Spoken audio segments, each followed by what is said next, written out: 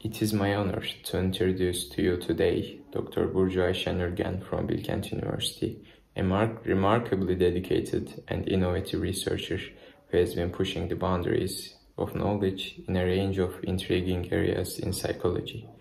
Known for her interdisciplinary approach, Dr. Ürgen's work delves into a myriad of topics such as gender attribution, personality prediction, and visual perception, among others. She integrates these seemingly disparate fields with cutting-edge technologies including artificial intelligence, robotics, and virtual reality, creating a fascinating nexus of research that is as diverse as it is interconnected. Dr. Ürgen's research does not shy away from the complexities and challenges of experimental psychology. In fact, she thrives in this setting, employing meticulous methodologies in the design and execution of her experiments, all while navigating the intricacies of emerging technologies. Additionally, Dr. Ürgen has undertaken a significant study into auditory and visual perceptions. Her research provides a unique insight and contributes to our growing understanding of the mind's inner workings. Dr. Ürgen's innovative work extends to examining human brain patterns in response to robots exhibiting different appearances and functional gestures. Her findings in this area provide invaluable insights that could shape the future development of androids and our interaction between them. In closing, Dr. Ürgen is a testament to the power of interdisciplinary research, the pursuit of diverse interests, and the application of robust scientific methodologies. Her work continues to enlighten our understanding of human cognition, perception, and interaction in this era of technological advancement. I give you Dr. Burcu Ayşen Ürgen.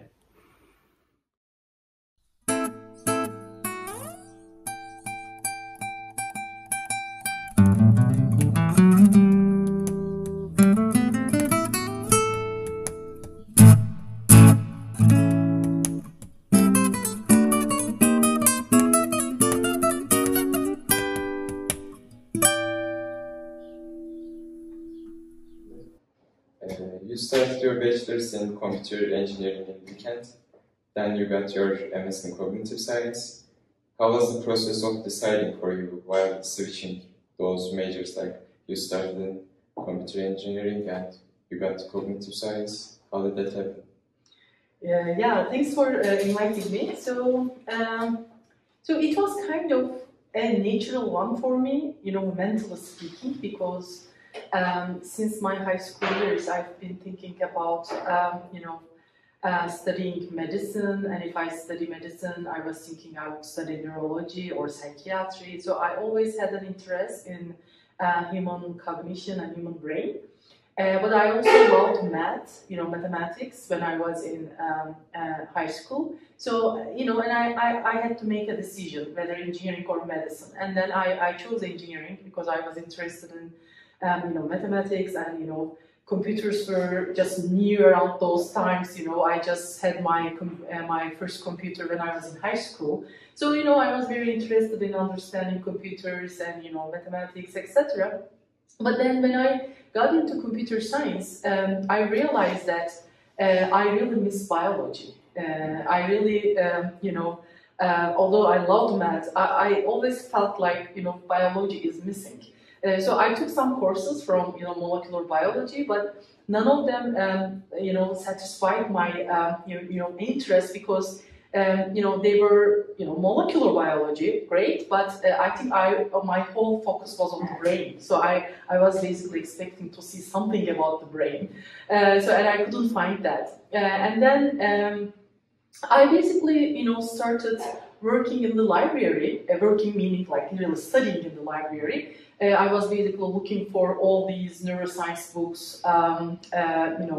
I basically got into the medical schools. I was basically checking the syllabi of medical schools and trying to find out what kind of, neuroscience books they actually, students study. If I was in a medical school, what kind of books I would be reading right now, etc. So I basically, found those books, and, luckily Bilkent Library was, quite rich in that. So I basically found those books, and, in my spare time, whenever I have spare time, I mean, it was kind of difficult to find a spare time in engineering, but whenever I find some time, I was basically studying, these biology books, neuroscience books, and psychology books, psychiatry books. So I was very interested. And then, but meanwhile, I was continuing my education in computer science, because there were definitely courses that I enjoyed a lot, like, for example, logic for computer science, formal languages, and automata theory. I would say I was more interested in the theoretical aspects of computer science rather than more like software engineering or things like that. So this is why, I think it was my third year that I got into AI, artificial intelligence. That was the course that kind of, attracted me most, and because it was the, course that that was the interface, between computer science and, biology, neuroscience, psychology, etc. So we had this nice book, which is the classical book, Russell and Norwick's AI book. I think it's still the classical book in AI courses. So we were reading that course, and I really like reading the book's prefaces, like this, the part where the author kind of talks about, the history of the book, etc. And then when I was reading that, I basically saw the term cognitive science. It was the first time I kind of heard about that. I knew psychology, I knew neuroscience, I knew psychiatry, but like cognitive science term was something new to me. And I then started, okay, what is cognitive science? Because it was basically talking that, AI is actually part of cognitive science. Cognitive science is an interdisciplinary field where people from different fields come together to understand the human brain, human mind, and AI is definitely a contributor for that, etc. And then I felt like, okay, so I'm in the right place. So it's not like I'm not really in the wrong program, so I'm in the right place. Then basically I started reading more about cognitive science. So what's cognitive science? It was new to me, and I realized that, maybe we'll talk later, cognitive science was born at the time computers were discovered, actually in 1950s.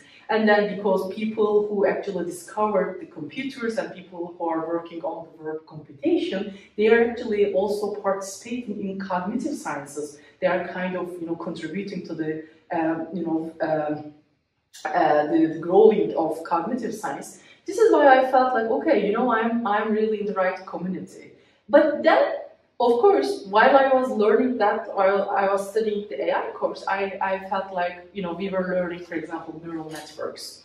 So we were learning all these, back propagation algorithm, etc. We were doing, assignments, homework. So I enjoyed a lot. I really enjoyed a lot. But the question was just basically, nagging me all the time. So it's like, how about the brain? Are these neurons, are the neurons in the brain, are they really working this way? Or, I realized that we were making some abstractions. Neurons were more complex, and, when we were trying to model them, and we were, kind of making assumptions, but I was really interested in, but, this is artificial intelligence, but how about biological intelligence? Can I learn more about biology about that? So that basically, that kind of led me to actually delve more into cognitive sciences and, move away a little bit from pure computer science and then to cognitive science. And then I was looking for programs, where I can go. And then I found that there were actually 2 programs in Turkey in cognitive science. One was METU Cognitive Science Program. One was Boğaziçi Cognitive Science Program. And metacognitive science programs somehow, satisfied my needs more in terms of its program. And, there were people from computer science, psychology, philosophy, linguistics, etc. Only neuroscience was missing, that piece was missing, but I couldn't find it anywhere. I actually talked to some people in medical schools in Ankara, you know, the top schools. And I actually went and talked to professors there just to say that, you know, I'm an engineer, but, you know, I would like to work in neuroscience. Can I apply to your PhD program or MS program in neuroscience? And the answer is no, because at those times, maybe still, I don't know, neuroscience was kind of only open to people from biology backgrounds, right? They were not open to people from engineering backgrounds or mathematical backgrounds. So the answer was definitely a no from medical schools. And then I basically said, okay, so then I think the best way for me is to actually use my current background, knowledge, and to delve into this. This is how I got into actually metacognitive science. So you were interested in mind and computers, and you started connecting them in the AI course. Okay. So the natural question that arises is, in your view, do you think mind is about computation or something else? Yeah, that's a good question. So, you know, this is definitely one of the philosophical and methodological questions in cognitive science. You know, early times, as I was just mentioning in the other question, in 1950s, you know, it is around the time computers were discovered. You know, the first computer was discovered, and then this cognitive science was also born around those times. So naturally, since people who are working on you know, computer science are also somehow, some of them at least, are cognitive scientists, such as you know, people like Newell and Simon, for example, right? So you basically definitely see the computer metaphor, right, for the human mind. So because there is something that humans created, you know, and you know, it has a memory, it has a RAM, it has a CPU, etc., etc. So there is something working that you can see,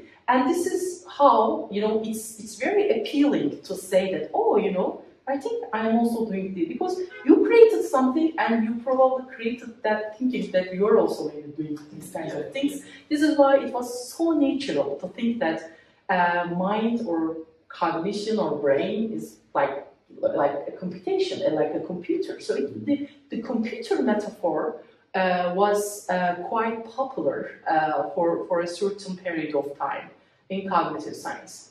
But today, you know, we know that, you know, learning more about the brain, you know, after we learn more about the brain, you know, after, you know, we get all this, you know, empirical knowledge in the last maybe 70 years or so, we know that the brain is not just a computer, right? So you can talk about the neurons doing some computations, right?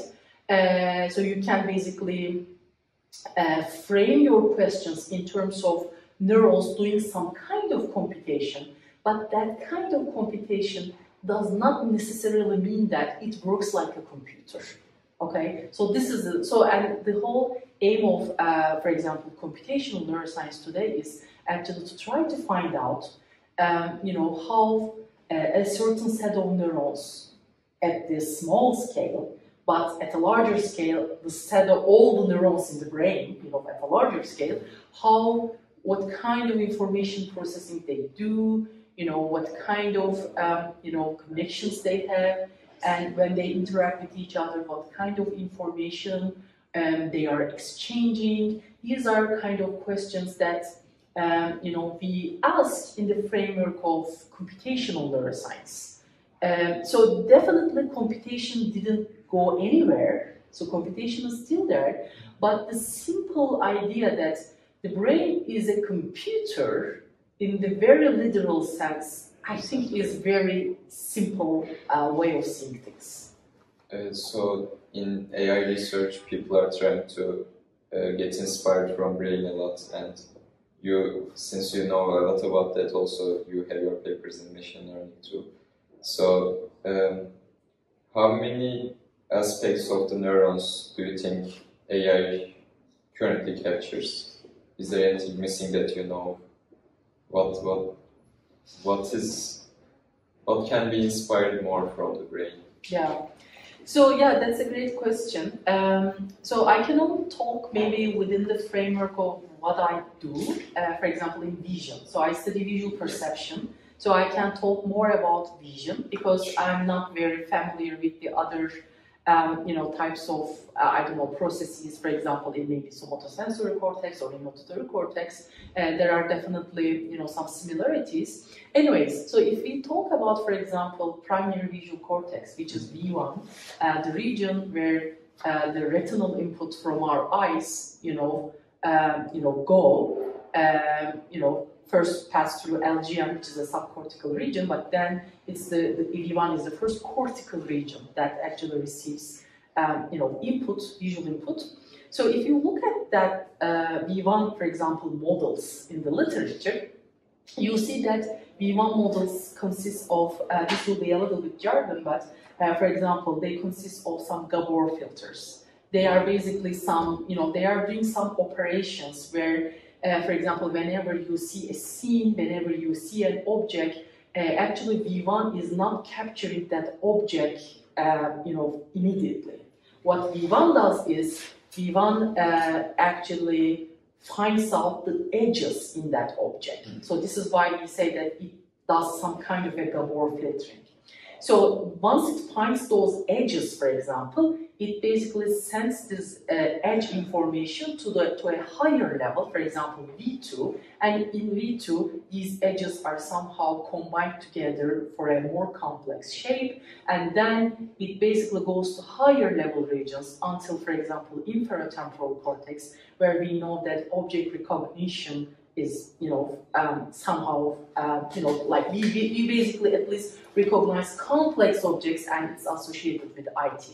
So we know that the brain, at least the visual system, has a hierarchical structure, which means that when you see an object and you say, oh, I perceive a cup, it seems like it is so instant, it just happens, and you may realize that, oh, my visual cortex does it. No, actually, not only one brain region captures the object or perceives the object at any moment. What it does is, it basically goes through, like the neural networks, right? It basically goes through a lot of processing stages, and V1 is the first stage. So, returning to the question, this is kind of a background. So, for example, in V1, we know that, okay, there are these edge, edges, or edge, cells that export these edges. But we know that these cells are around 15 or 20% of the total number of V1 cells. How about the rest, right? Nobody talks about that, right? Nobody talks about that. We know that, okay, it is very well established that there are definitely these kinds of neurons, and we basically start from that and we form all of our theories on that, but there are definitely neurons that do some different kind of computations that we do not know very well right now. Or, for example, if you look at the literature again, there are, historically speaking, forgotten cells that are called unstopped cells, for example. These cells are, responding to angles, but not in the simple sense like movement of angles, etc. So, for example, in many models, you don't see unstopped cells. You usually see simple cells, complex cells, and then you go to higher cortices like IT. And for example, you don't see much about unstopped cells. So in that sense, there are definitely a lot of things that we abstract away while we are modeling.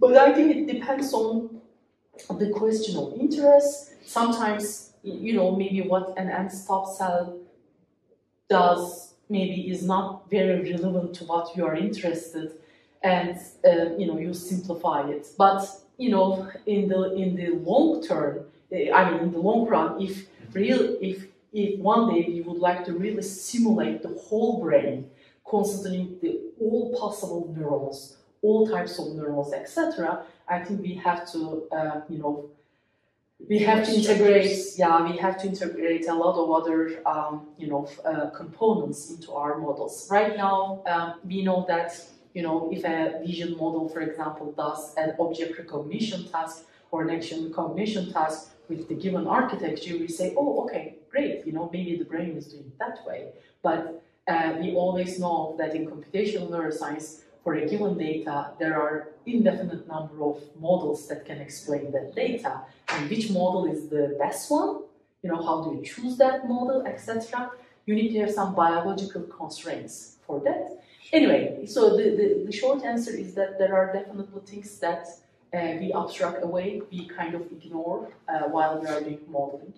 Of course, I'm not very knowledgeable about, for example, molecular level. I am mostly working at a systems level and a cognitive level. So, for example, there are definitely computational modelers who are modeling molecular events, for example. And I'm sure that there are definitely things that we do not know yet there as well. My knowledge is mostly at a cellular, at a cognitive system level. So, but even in that domain, I know that there are things that we do not know. Yeah, exactly. Okay, so I will shift the topic a little bit. While you are shifting from computer engineering to cognitive science, how did your environment take it? How did your parents take it? How did your friends take it? It might have been difficult. Oh yeah, definitely. My parents, let me start from my family. My parents kind of questioned first because my parents were thinking that if I'm, in engineering and, around those times, computer science was just blooming, right? So people were thinking that, if you study computer science, you will make a lot of money, you will study as a software engineer in one of the big tech companies, and then you will make a lot of money, etc. So when I think it was my third year that I was taking this AI course again, and then I realized that, okay, I'm not going to be a software engineer, and then I did internships, like mandatory internships in companies, one in Istanbul, one in Ankara, in really highly reputed companies. Anyway, and I definitely decided that I'm not going to be a software engineer. And then after, the lifestyle, the way you work, the way you approach problems, kind of, those, I felt like I was looking for more discovery kind of things, rather than more product-oriented, things. So I kind of realized that I was more like a scientist rather than an engineer. So this is why I basically definitely decided around my third year. I told my parents that I don't know what exactly I will study, but I'm not going to be a software engineer, so I will be an academic. So I definitely knew that around that time. My parents were first shocked, but then they kind of said that, we trust you, whatever you like, you can continue. They were quite happy, and they were quite okay with that. But in terms of my friends, especially my friends in computer science, you can imagine. Interdisciplinarity was not that popular around those times. I think right now, for example, I have many students who are coming from engineering departments to my lab, and it's so natural. I don't know what they, experience, with their friends, but around those times. When I told my friends, I think it was my third or fourth year, when I told that, I'm studying for this exam, so I am basically, doing some, studying for some psychology books, or I'm studying for some neuroscience books or whatever. What? What are you doing? What is the, relationship with computer science? Because everybody was so focused on being a software engineer. Games were so popular around those times. People were interested in developing games, and some people were interested in graphics. So many things. There are definitely so many things that you can do in computer science as well. But I think I had a different interest. And then this is why I knew that I wouldn't be in those classical, traditional paths. When I told this to my friends, they said, they were shocked, and they said, and especially when I, for example, say, because in Turkey the options were kind of limited, when I say that psychology is a possibility, some of them were like, psychology, social sciences, you were like an engineer, why would you go to a social science, right? So I never saw psychology as a, you know, like as a discipline that you should humiliate or something like that, because it was something about human cognition, human brain, and it's a scientific thing. And I was reading books, I was reading all these methodologies. They look so scientific, you know. So there must be something wrong about what people know about these. And then similarly for neuroscience, when I say that, you know, it may be also medicine, people were, oh, you know, like you will study medicine right now after computer science, etc. People were not definitely accepting. I would say my friends were quite, you know, like negative about that. But I think I kind of didn't listen then. I think so. I think I didn't listen then, because I think I was basically having the first-hand experience myself. My thing was not like, oh, you know, this sounds interesting, let me do that. And then, you know, trying to understand how people react. I was never like that. I basically already decided in my mind what I'd like to do, or at least I was trying to decide what I'd like to do, and I was basically accumulating evidence, you know, like over time. And because I had that evidence by my readings, etc., I kind of, everything looked so natural to me. But you know, for a person who doesn't know anything about the field, of course, you basically, what is the relationship? Even right now, for example, whenever I go to a doctor, for example, when I'm talking, you know, they realize that I never like reveal myself as, you know, I am a neuroscientist or whatever. I never reveal, but somehow they understand that I know something, you know, because of the questions maybe I ask. And then they, oh, you know, where did you study? And when I say computer engineering, they were like, again, shocked. What? Like, how did you go from computer engineering to neuroscience? How did that happen? So there are still all these barriers, you know, like people, all these borders.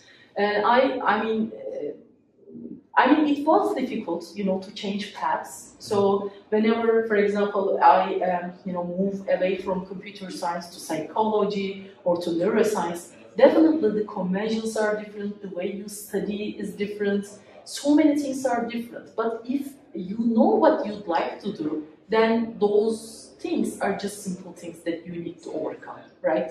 So it's kind of hard to tell this to other people if you don't make the effort, but if you have a goal of understanding something, you know, big, then it just makes so much sense. You seem very happy with the decision, so I'm just gonna still ask, do you ever regret not going to software engineering path, or do you still imagine what could have been, or does it ever come to your mind? Yeah, I never regret it. I think I never regret it. The only thing that I thought sometimes was, would I be good enough, you know, in this discipline? So there were times when I thought about that. So for example, when I was studying for a psychology course, let's say that all my friends were psychologists, or all my friends were linguists. So they were grasping certain things earlier than me because they had background. So I had to make up for that background, right? Or for example, in neuroscience. So I always, you know, there were times when I said, you know, I need to study really hard to make up for this thing, to make up for this. You know, there were times when I felt like I should study more because, you know, but I never regretted the fact that, you know, I actually moved away from there. I just knew that it would be hard because, you know, while I was studying computer science, people were studying something different, and then when I'm somewhere, you know, for example, when I was in PhD, you know, in the cognitive science department, people were coming from different backgrounds, and I knew that, you know, when we take a course, for example, everybody is understanding it differently because people have different levels, you know, in terms of their knowledge in different topics. So, but I realized later than that, actually, this is inherent in cognitive science. Wherever you go, for example, maybe we'll talk later. For example, my cognitive science department at UCSD, you know, in the United States, was the first cognitive science department in the world, and I was thinking that, you know, everything would be perfect there. But what I realized is that, I mean, everything was great, but the fact that coming from different disciplines, would make a problem while you are taking, different types of courses, was still a problem there. So whenever, for example, you are taking a computational course, people, who are coming from more social science backgrounds were having difficulty, but people who have computational backgrounds were quite, good at that. But the opposite happens when you are taking a biology course, for example. People who are coming from a biology background were quite, I don't know, they didn't have much difficulty, but people who are coming from engineering backgrounds had difficulty. So this problem isn't solved yet, and I don't think that it will be solved until we basically have maybe undergraduate training or something like that, where you basically expose people to these things. I think one of the problems is that in Turkey, and maybe in other countries, I don't know, we have this sayısal sözel, I don't know, quantitative fields, qualitative fields, and we have all these borders. For example, if you study if you are labeled as a quantitative person, you cannot study qualitative things. Or if you are in a more social sciences thing, you cannot study. I think these borders are kind of preventing people to actually realize their potentials. Because I see many, for example, in Bilkent, I have many psychology students. They are in the psychology program, but they have they have great computational skills. For example, I have some students who are doing computational modeling work, and I have some, for example, engineering students who are really good at, for example, recruiting human subjects to their psychology experiments. So I think showing students or exposing students to these different kinds of skills and telling them that they can actually manage everything. It's not, you have only these skills and you cannot do the others. I think as long as we get away from that, we can have a condition where people really, try to understand, for example, a big thing like human brain, by combining a lot of different methodologies, different skills, etc. Those barriers you're mentioning between quantitative and qualitative aspects, those barriers should be knocked down, yes, but how do we do that? Do you have any opinions about that? How to do that? So I think the first is to just maybe just to forget about the border words, like you're a quantitative, you're a science math person, and you're a social science person. I think we should just avoid using these kind of things. Even in high school. Even in high school. I am not opposed to specialization. You can definitely specialize. But it doesn't mean that, for example, while I was in high school, we didn't take any psychology courses. My first introduction to real scientific psychology was at Bilkent. When I was an undergrad, I took some psychology courses. Right? So when I was in high school, I didn't know that I had an interest in psychology, but it was more about understanding how my mind works, etc., etc. And I didn't know that there is a scientific way of doing it, actually, until I come to university. So this is why I think, I think this is a big issue, and I think we need to really sit down, people who are interested in that, we need to sit down, etc. But one example I can give, for example, from United States is that when I went there for my PhD, I actually experienced that. People basically enter the university, not with a university exam, like our exam, where they actually, have their GPAs and they have some scores, etc. And they also write a statement, a research statement, kind of statement of purpose. And then based on the quotas of universities, they are somehow assigned to these universities. And once they go there, at least at UCSD, in the first 2 years, they do not have to declare a major. So they don't have to say, for example, I am in computer engineering, or I am in psychology, or I am cognitive science. They basically start taking courses, in the first 2 years. And they try to see what they are interested in. And after these 2 years, they basically say, oh, okay, you know, I realize that I really like biology. Then they say that at the end of their second year, they declare their major. And then in the last 2 years of their education, they basically specialize on that.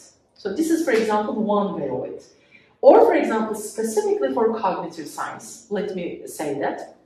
Because cognitive science is such a big discipline, nobody could imagine that it can actually have an undergrad program. Because even at the grad level, we cannot manage that, right?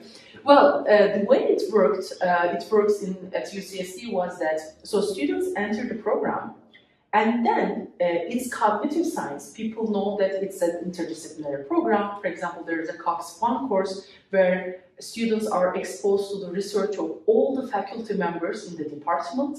So, for example, my advisor went and talk about something, another person goes and talks about something else. So they seem very, they seem so disconnected from each other. But that is the idea. The idea is to give the students the breadth of knowledge that they can see in the first course. And then they realize what interests them. And they basically talk to the professors. For example, if I would like to specialize in that field, what kind of courses should I take? And then in the program, there are actually three tracks. And one track is, for example, neuroscience track. So some, for example, cognitive science students would like to specialize in neuroscience. So they took courses from the other tracks as well, but their main specialization in neuroscience. Some of them specialize on computation, for example. They take a lot of courses from computer science, engineering, as well as cognitive science. And there's also an HCI, human-computer interaction track. And in that track, people basically take courses in terms of, how we design things, human-centered design, etc., etc. And then, for example, many students I know that who graduated from the HCI track, for example, they actually got into big companies like Google, Facebook, Twitter, without getting masters, etc. So even at an undergrad level, if you have a breadth of knowledge and on top of that you have a specialization, you can actually, have really good body of knowledge, and then of course you can build on it with masters, PhD, etc. But of course, we need to think about how we can do these things in Turkey, because Turkey has a different, structure, educational program, etc. But I don't think that these are impossible. Like we can definitely work on these kinds of things. We can do. But I mean, let me end with this for this question. I think students in general should not be afraid of taking courses from other disciplines. I mean, university is a great place for that, right? When you're in computer engineering, for example, let's say you're an engineering student, if you think that you have an interest in biology, or if you think that you have an interest in arts, if you have an interest in, I don't know, like economics, go and take courses. Go and take courses. And in some universities, you can do minors, you can do double majors, etc. Go and take those courses, because none of us, all of us have different skills, right? And our skills are not limited just to the domain we study. And it will enrich the person actually immensely if you actually integrate other types of disciplines to your field. For sure. So just to maybe build up on what you said, the problem there is usually the prerequisites that the person is supposed to take, right? For example, you want to take a neuroscience course, but you need to take 5 different classes that does not interest you at all to get that course. There should be background, of course, but 5 courses, is that really what it takes? Should that be the case? And do you have any solutions for that? That's a great question too. So you are right. I think so there can be several solutions for that. So for example, most of the cases, the departments decide on their curriculum based on the needs of the students who are in that department. So for example, if we are talking about psychology, the psychology curriculum is decided on based on the needs we give to the students, right? But then if a student comes from computer science and would like to take psychology courses, then definitely there needs to be some, like prerequisites if, he or she wants to take an upper level course, for example.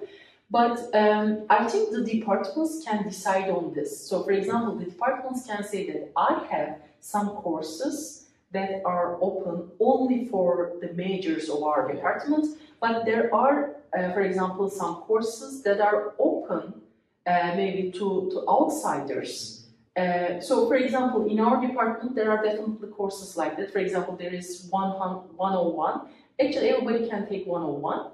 But some students, for example, if they don't want to delve into much about psychology, they took, for example, 100. Mm-hmm. So, but for example, I know that there are a lot of students who would like to take, for example, the cognitive neuroscience course, for example, but there are actually 2 or 3 prerequisites for that.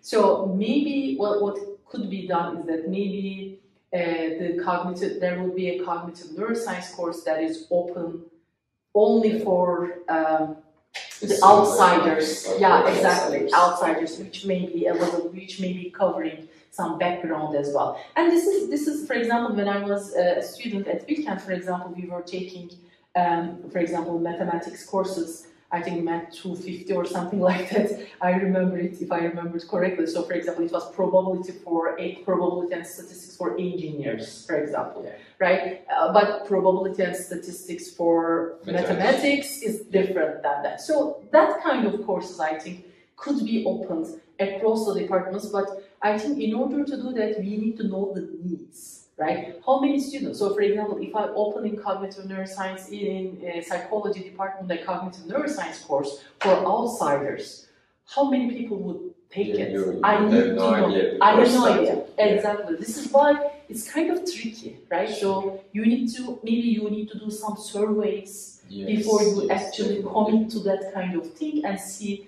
what kind of interest students would have, and then later on you may start thinking about. These are some issues that are not solved yet, but I'm kind of hopeful that these kinds of things can be solved in the long run. So you were in the USA for your PhD in Italy for your postdoctoral work after that.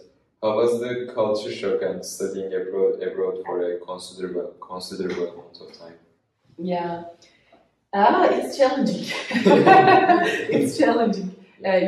So I mean, I think when I went to United States for my PhD, I didn't really think much about the culture and the social life, etc. The only thing I thought was, I wanted to go to the, best program that I could go, according to my, needs, according to my interests. So that was the only thing I thought, honestly. And actually right now, for example, my master's students would like to go to PhD abroad, and I see that they are actually considering many things, and I think this is great. Because I wish I did that too. So in that sense, I think there are definitely many things that you need to consider when you are going abroad. But in my case, I only thought, going to the best school I could go, for my interest. When I went there, I was quite lucky because I went to California. And of course, I knew California from the movies, but I've never been there, etc. So when I went there, what I saw was, that was a really culture shock, because what I saw was people were so laid back. So for example, in Bilkent, and in my high school, etc., people are always hardworking and they are kind of stressed. And you don't have much fun. If you do things for fun, people would kind of look at you in a weird way. And then when I went to California, people were so laid back. And I mean, everybody was like, I will do my work and then I will do my fun kind of thing. So that was quite surprising to me. And then I found myself at some point, I think in the first few years, I found myself studying all the time and not having much fun. And then because this was the way I was raised, this was the way I, knew things, etc. But then I realized that, for example, among the professors, let me start with that because I think that was the most striking thing for me. So among the professors we had in the department, there were people who were basically going surfing during lunch break. So basically, I basically saw one of the professors I really admired a lot. He was basically coming with his surfboard, and I was like seeing him with his surf suit. And he was like, I just surfed during lunch break and now I will start working. He was such a successful man. He was but he was so cool that he could do all these fun activities as well. So that kind of thing taught me a lot actually, because I realized that, okay, maybe I also wanted to have fun, at certain times. Everybody would like to have fun, of course. But I was kind of inhibiting myself because I was telling myself, you have limited time here, you have to work hard, you already made a lot of, efforts to come here, etc. But I realized that I was actually putting a lot of pressure on myself and forget about, and then what would happen is that, as many grad students may imagine, it would end with burnout, right? You will burn out, and then, at a certain time, you will not be able to work at all because you work so hard and you don't have any rest. So that was the first thing, that is the first thing that comes to my mind. That culture shock, people can actually work hard, but also people can have fun. That was one of the things that I learned there. You can be laid back, but you can still be quite efficient. And so I think in the later years, I was basically trying to balance that. Basically, I was trying to do, work really hard, but on the other hand, I was trying to also have a social life. In the first few years, it was also difficult. Another maybe difficulty is that when you're in a different country, if you haven't been there before, even if you know the language very well, let's say you speak very well, your English level is great according to your TOEFL scores, etc. There is definitely the conversational English that you need to pick up.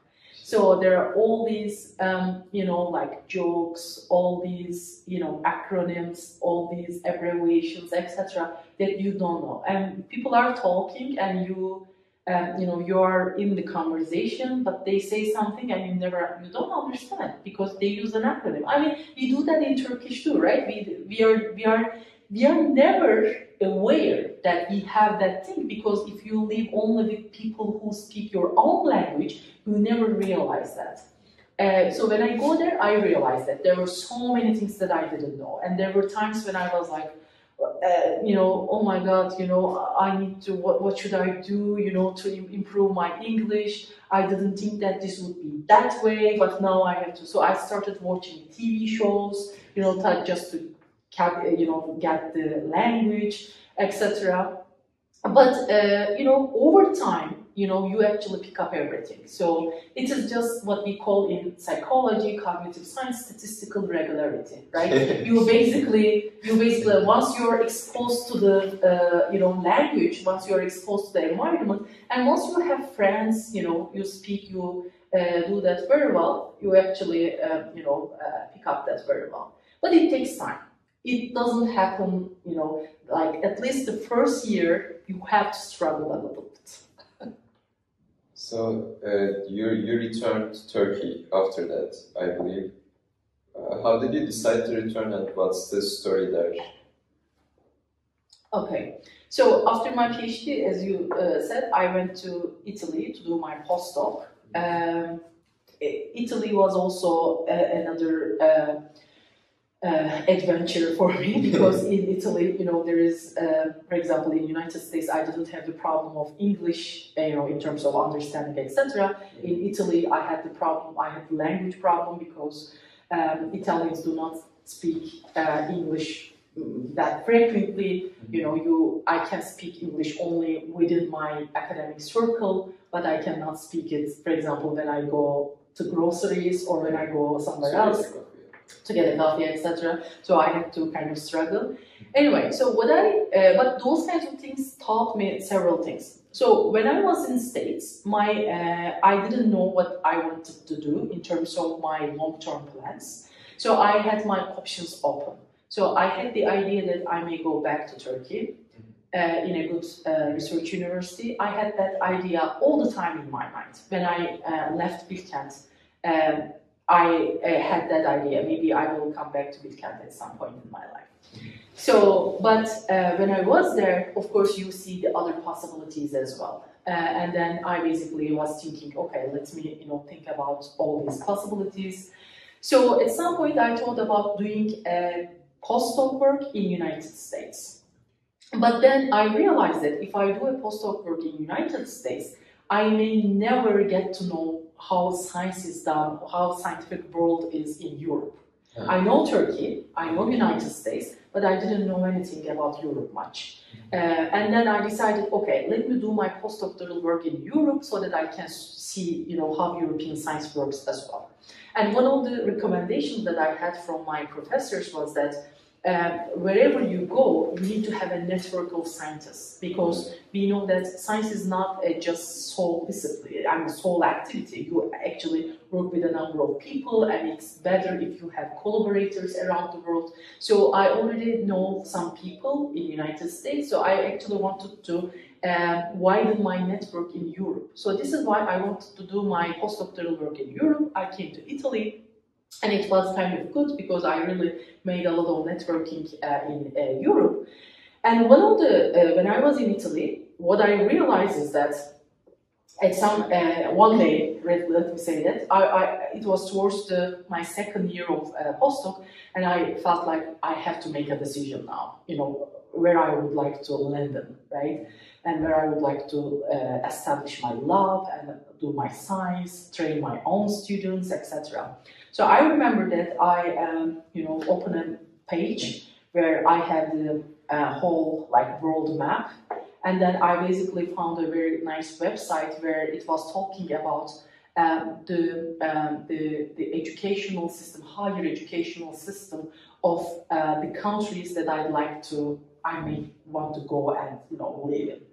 And then those countries included, United States, United Kingdom, Netherlands, I think Germany, and Turkey. Turkey I already know.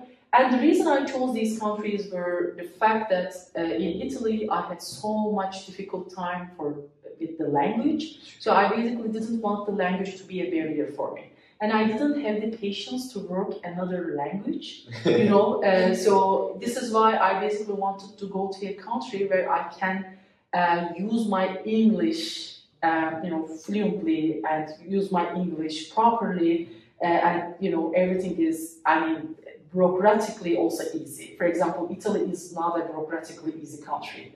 So this is why I basically, and then when I look for these, when I talk to people, I realize that Netherlands, Germany, UK are the countries in Europe where I can go. So I consider these, and I consider United States again, and then Turkey. But in the end, I ended up deciding on Turkey. I basically applied for jobs first to Turkey, and the reason was actually for family reasons, for personal reasons. I was away from Turkey for 10 years, and I think I missed Turkey. I missed my family, I missed my friends, and the other thing is, I think, the feeling of paying back. So I had so many good things in Turkey, I had a very good education in Bilkent. I had many, good things, good skills that I developed at METU. And I realized that, especially cognitive neuroscience, the field I am studying and the path I have taken is not a very familiar path in Turkey. So, and I kind of had the feeling that there might be students who would like to take such a path. So, for example, there might be engineering students or people from mathematical backgrounds who would like to do, for example, more biology kind of things. Maybe I can be a role model. Maybe I can, help them, to do that. And in my own science, I actually need those kinds of people as well. So when I do, for example, my own, the lab that we do in our lab is mostly, we need engineering skills, but we need to use these skills for answering biological questions or psychological questions. So this is why I had that feeling. And the other thing was, of course, having good students, So when I think about Netherlands, UK, etc., etc. So for all of these kinds of countries, you also need to make sure that you have good students. I mean, in Turkey, I knew that if I come to, for example, Bilkent, I knew that I will have the best students. So this is why, the way I will work will be really, joyful, because these are really like good students. Mostly family reasons, as well as all the, all the academic things, what I need. One last piece of thing is that, as I said, in Turkey, things are new in terms of cognitive neuroscience, but there was this brain research center that was recently established at Bilkent. And I realized that they have few faculty and they would like to grow. So I just wanted to be part of that growing, actually. So the thing you are mentioning about role modeling is the goal of the podcast, actually, to show the rock stars that you really are. So let me go into another question. How was the experience of building a career in psychology and in academia in general? What was the difficulties you had because of academia and specifically in psychology? How would you change academia if you had the chance in psychology? Mm-hmm. When you say academia, do you mean like all the PhD years as well, or after I become a faculty member? After you started before you started publishing papers. Okay. How did it? Yeah, okay. That's the multi-dimensional question. I would say it has a lot of dimensions, I would say. But I think the most important thing is that reading, following the literature is the key thing. Whatever level you are, whether you're an undergrad, whether you're a master's, whether you're a PhD, or whether you're a postdoc, or whether you're at the faculty level, I think the most important thing that will give you your freedom, that will give you your strength, that will give you the power, of being a scientist, is actually to know what people have been working on. What are the best things in the world? What are the best studies in this world, that are done around that topic?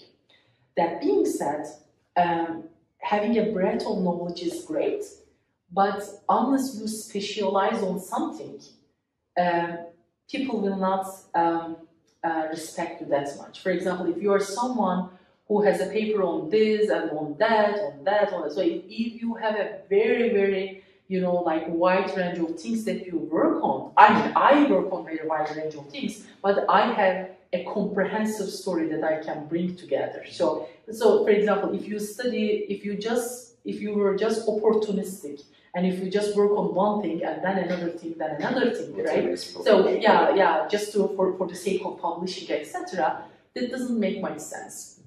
So what I would say is that first, read.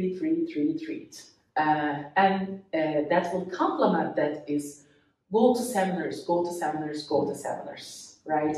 So one of the advantages I had, I just would like to have a parenthesis here, during my PhD, I think that really contributed to my career, and still I am benefiting from that, is that when I was a PhD student, I think I was going at least 2 or 3 talks in a week. So there was psychology department seminar series, there was neuroscience department seminar series, there was cognitive science department seminar series, and there was an institute for neural computation, and I was going there. And then there were some CS or EE talks so I was basically following all the email lists of these, and whenever I find something really interesting, I was going there. And I always advise this to my students as well. Because what happens is that even if the, let's say, the topic is not something you are interested in, for example, I'm interested in action perception, visual perception. So sometimes, for example, there is a person who studies auditory perception, okay? I still go to that talk. If I read the abstract and if it sounds interesting, I still go to that. Maybe from an auditory point of view, I will not do anything.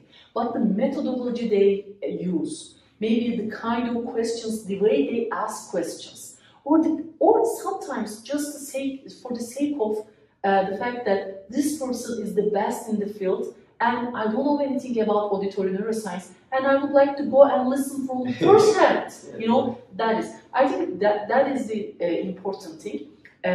Read, go to the seminars, interact with scientists. So, for example, sometimes in Bilkent as well, whenever we have a guest speaker, we invite our grad students and even some undergrads to lunch, to lunches, right? To lunch.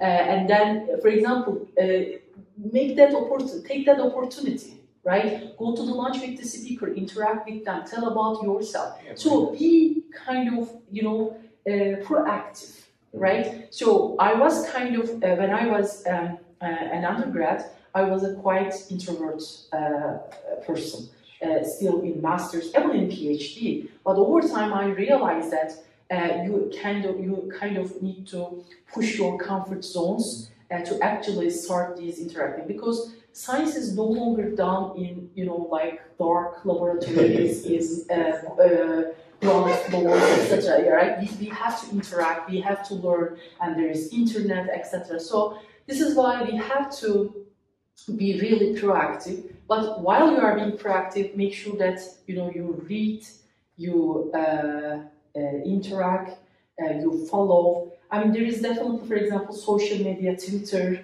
where, for example, I use Twitter only for academic purposes. So there is the network I have on Twitter is just scientists, for example, and we basically follow each other, because whenever I publish something or whenever my colleague publishes something, we basically know through, you know, Twitter, for example. You can definitely make use of these kinds of things.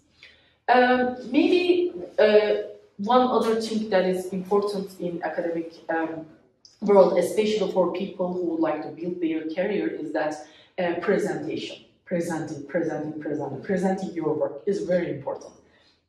If you are working on a project, right, when you are proactive, also, you know, try to find ways, try to find opportunities where you can present your work and get feedback. Okay, so getting feedback is good. So this is why, for example, in the lab, whenever my students have some good amount of data where we can make sense of, I basically encourage them to present in conferences. It doesn't have to be complete yet, but as long as we have an idea about what we are looking for, or, you know, in terms of what we are studying, you know, presenting them, sharing with the scientists, getting feedback is really very, you know, beneficial, because you basically can build on that. And you also feel like you're part of a community. You know, you are part of a scientific community, and you are not alone in your desk working on this, you know, big problem. And you basically share the feelings that everybody, you know, all scientists are more or less working in a similar way, right? So having that sense is also very, I think, important. And also one final thing is that maybe it is also this lunchtime thing, but network with scientists, networking. And through conferences, through seminars, and, you know, for example, even if you, you know, so sometimes people think that networking, you should go abroad. Definitely going abroad is great, because your network is wider, but you can also network in Turkey. For example, if you find, you know, people who share similar interests, you can network with people. If you have peers, for example, one advantage I had during my PhD was that I had a lab mate in the lab that we kind of had our own journal club. So we were basically finding papers that we found interesting, and then we were kind of once a week we met for a coffee. There was a coffee shop, we were going there, you know, open air, So we were having our coffee and we were like discussing papers. Yeah, and then actually one of those papers turned into be a journal publication. Yeah, so there are definitely journals where they are actually, for example, Journal of Neuroscience, it's accepting papers from grad students and postdocs, reviews or critiques of papers, for example. While we were reading one of these papers, we kind of realized that, how about we write a review on that, and we wrote and it was accepted. So, that is also a very nice, thing to feel, because you also do something without involving your advisor, right? As a PhD student, you always feel like, you're part of your PhD advisor's work, which is good, of course, being part of a big thing, but also you can realize that you can actually realize your potential independently as well. So these, like being proactive, these kinds of things are very important, I think, for building a career, not only in psychology, but in, I think, any field. Thank you for the very detailed and very awesome answer. So, what would you suggest students do more? You spoke to that a little bit just now, but while learning these concepts, while reading, what do you suggest them to do to learn the interesting concepts in psychology? I mean, the first thing is that I would definitely, now there is internet, right? And if you go to YouTube, my time, during my time, there was nothing like this. YouTube was just new. Right now, there are so many summer schools, for example. For example, MIT has a summer school on brain, minds, machines. And then, for example, there is UCLA summer course on neuroimaging. There is, for example, Cold Spring Harbor school, summer school on computational vision, for example, for people who would like to study visual neuroscience. And then there is a European neuroscience summer school. So what I would suggest is that I would either attend these summer schools, for example, and network with people. But on top of that, if, let's say, you are new in a field, let's say that you enter a lab and you would like to study, I don't know, visual perception, and you are new to the field and you would like to understand the concepts, what I would do is that I would first find the most recent, maybe, review papers that are published in the top journals in your field. For example, for cognitive science or for neuroscience, for example, trends in neurosciences, trends in cognitive sciences, annual reviews of psychology, annual reviews of neuroscience. These are some, Nature reviews neuroscience. These are some, journals where people who are best in their field publish reviews of the literature that they are expert on, okay? So I would definitely start with those papers, with those review papers. And then for these summer schools I was mentioning, these people may be lecturing in these summer schools. And some of these, for example, during the pandemic, some of these summer schools were done online and their recordings are available online. Or, for example, there are YouTube videos. For example, I don't know, some professor who is an expert on auditory perception gives a lecture at somewhere and then it is recorded and put on. So if you're an auditory perception person, go and listen that lecture. I think try to find out, rather than, bits and pieces here and there, try to find out what is the mainstream idea, right? What is the mainstream? What is the most accepted things right now? What is the let's say, what's the most recent knowledge about this field? This is why I would go to these review papers, the top review papers in the field, the most recent ones, and then find those people and go to their websites, go to their lab websites, try to find out their papers, etc. And this way you will basically figure out, what are, the things. And then, every knowledge will take you to another knowledge. And then definitely have an advisor, right? A mentor, and share these things with your mentor, with your advisor, and that person will give you a guide, I'm sure. And then it will help you to find your own way. Thank you for the answer again. So, you spoke to this a little bit earlier when you said cognitive science can be an undergrad major even. So, is there anything that bothers you about the curriculum of psychology? How would you change it? If you had the chance, you would would you just open another thing called cognitive science, or would you change psychology to include more of cognitive science? Yeah, that's a good question. So, I mean, our department, if we are talking about psychology department in Bilkent, so our department reflects the main divisions, subdivisions of psychology. So, for example, in summer school, you know, for high school students or for incoming students, we give these, you know, meslek seminarları, Yes. you know, and in those summer school, seminars, we basically always tell our students, and that this is true, our department has all the kind of main subfields of psychology. For example, there is social psychology, there is clinical psychology, there is developmental psychology, there is cognitive psychology, right? There is industrial organizational psychology. So these are traditional subdisciplines of psychology, okay?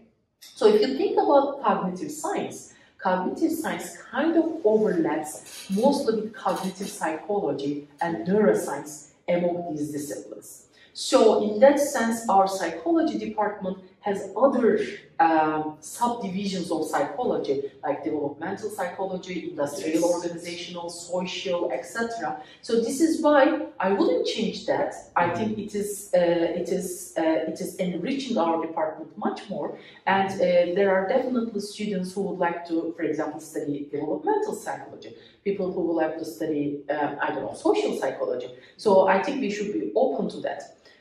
What I would do if I was up to me is that I would add more maybe computational courses. So, for example, in our curriculum right now, there is a programming course in Python. I think CS 123 or 125 or something like that. But for example, I would put a more advanced level, for example, computational modeling course. I mean, it can be, I don't know, it can be elective. It can be later on, you know, maybe mandatory as well, but I would definitely have, because now we are in the era of data science. Everybody is, you know, everybody knows what data science is, and everybody, whatever field you are in, you would like to develop some skills in data science. What I'd like to do is at least some, you know, modeling, some more, you know, it's not just Word, Excel, etc. It's more like, you know, you have data, and we know that, for example, there is now a big field called computational social sciences. So computational social science is a field where you have a bunch of psychological data, social science data, and it can be, for example, about the data, for example, from the elections. You know, so it's social science data, and then you would like to mine this data. So, for example, I think a psychology department should definitely have a data science course, I think, at this point. So I would have these kinds of things if it was up to me, and maybe in the future we will do that. That would be very nice, I believe. So I saw that you give 6 courses, which means you are really very active. How do you balance being a professor and being a researcher and other responsibilities in family and etc.? Do you have any tactics for that? Yeah, so yeah, I think so when you're an academic, you always have actually 3 things other than your family life. You have research, teaching, and service. Service is more like administrative duties that you need to do. For example, during summers, I give these seminar series to high school students. This is a service that I do for example, department.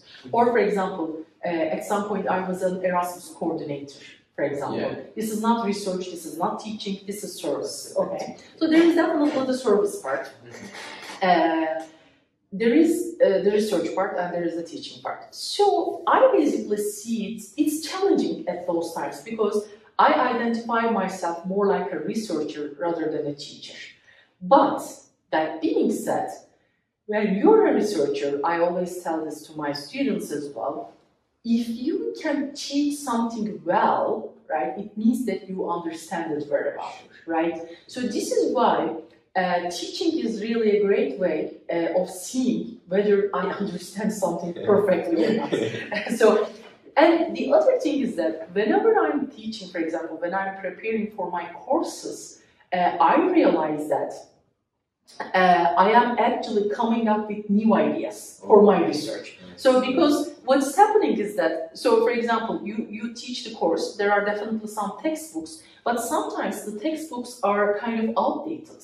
For example, maybe the textbook is from 2 years ago, maybe there is a new paper that comes out, and from this paper you would like to share the results with your students. For example, I may add it to my course, so in that sense my teaching and research, they are actually related to each other. I am basically giving feedback, and that once I have my course, right, I teach that course, there are students, for example, who are taking these courses from me. They may come to me and say, you know, Professor, I really like these courses, and I know that sometimes I also talk about what I do, what kind of research I do, for example, in perception course, and they say, I would like to study this, I would like to learn more about this, and they basically come to my lab. So also courses are times when I meet my potential lab members, my collaborators, etc., etc. So this is why teaching and research, although sometimes we see them too separate from each other, in my you know, agenda, they are actually quite connected to each other. But there are definitely parts that I don't, let's say, like much. For example, when we grade, we do grading, so it takes so much time.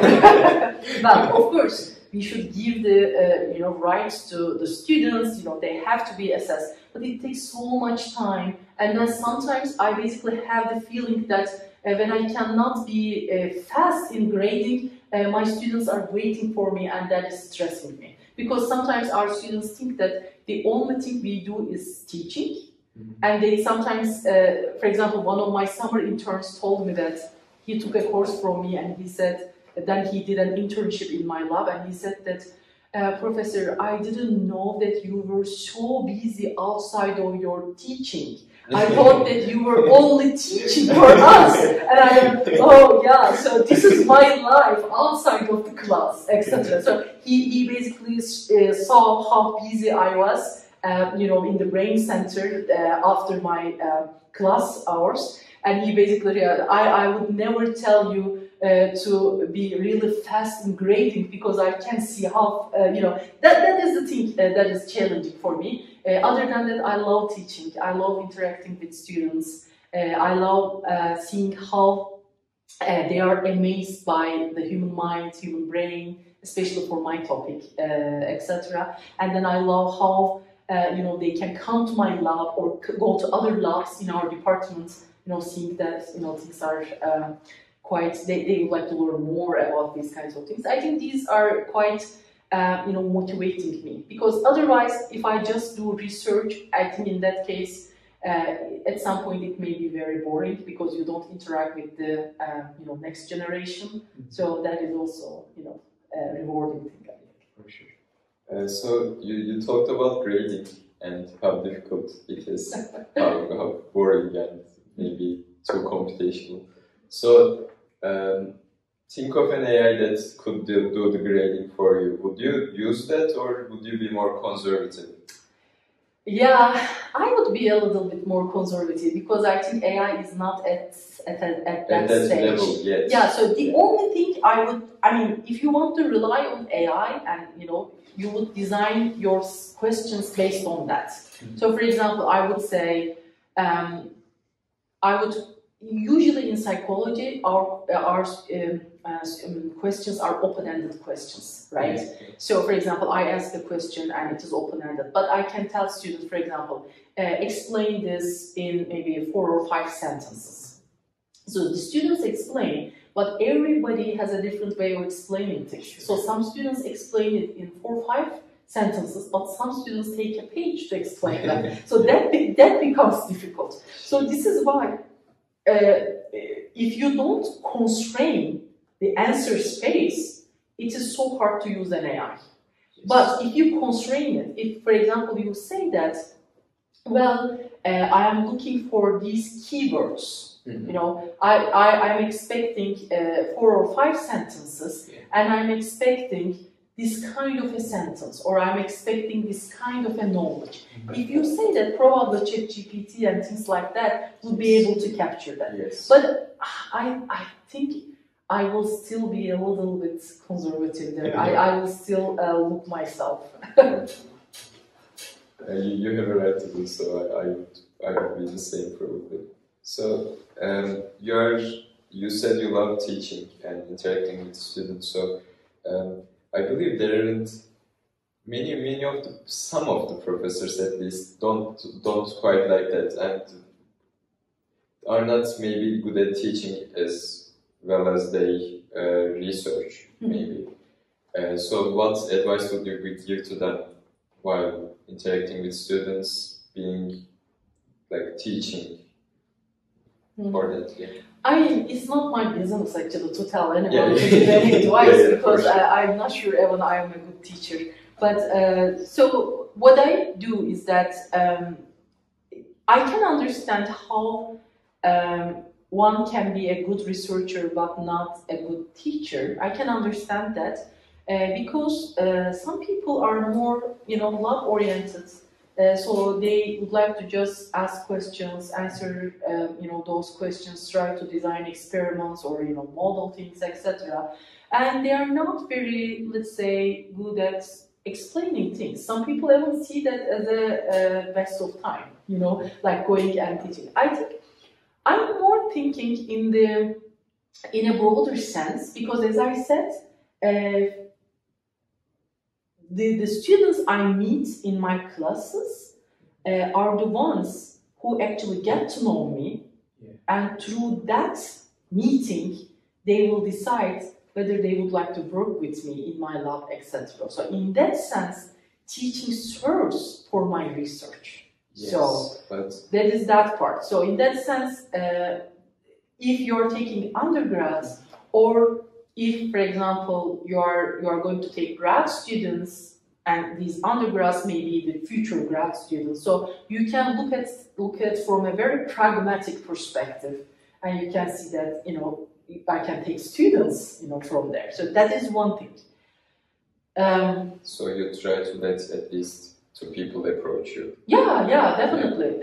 I mean, it becomes so natural. I never tell students that you should come and work in my lab. Whenever I'm teaching, at some point, some students, not everyone, but some students come and ask me, I'm interested in doing research, and I'm especially interested in this topic. Can I, do an internship in your lab, or can I work in your lab as an undergraduate research assistant? So that is how it happens. And usually, if there is an open position in our lab, I accept them. But other than that, I think for those people who might not like teaching, they may not find something beneficial for them.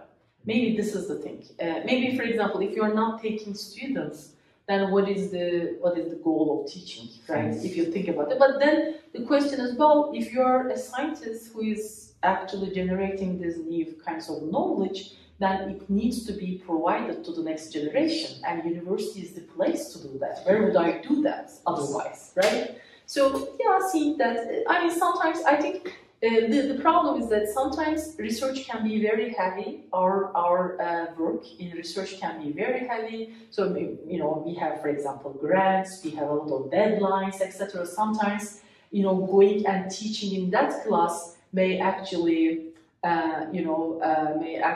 delay certain things in your research. Maybe this is when researchers complain about teaching. But I think thinking in a more, in broader context would give you more, joy. Thank you. As far as I've seen, you are working on a lot of topics, including gender attribution, personality prediction, visual perception, and many others. These seem to be fascinating topics, each of them really. Combined with current technologies like robots, AI, virtual reality, like how difficult is it to concentrate on many seemingly non-related topics in psychology? And how do you find the trade-off between being good at a bunch of fields and being really, really good at one single field?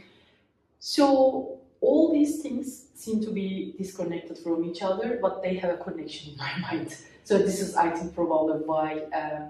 So when I, for example, talk to someone about my research, I actually can put all these papers in a category, in a way. Mm-hmm. So the way I define my research is as follows. Maybe if I say that, it may make sense. So I'm interested in how we perceive and understand the world around us. And I'm specifically focusing on the visual domain. So I'm interested in more about visual perception, how we perceive our world. And to be more specific, I'm interested in how we perceive the agents in our environment. When I say agents, people, individuals who are acting, the moving. Because I believe that we are living, I mean, not I believe, we know that we are living in a dynamic world. Everything is moving, except the, certain, objects, static objects, everything. People are moving, things are moving, everything. And I'm interested in especially motion perception, how we perceive motion, how our visual system, how our brain processes this motion. And specifically because we are humans, and as humans, maybe one of the most interesting things for us is other people, other living things, other agents. So I'm interested in how we perceive other people's actions, how we perceive other animals' actions, etc. And when I ask this, we usually characterize this as biological motion, motion of living things. When I try to understand that, I basically use, neuroimaging techniques, behavioral techniques, and my question is, how do you understand biological motion? How do you understand other people's actions? How do you understand that? And when you ask that, it has a lot of dimensions. So, for example, you can ask, how do you understand, how do we understand visually speaking? How do we perceive them, like low-level factors? Or how do I understand the intentions behind these actions, etc. So you can start from very low-level things to higher-level things. So this is one thing.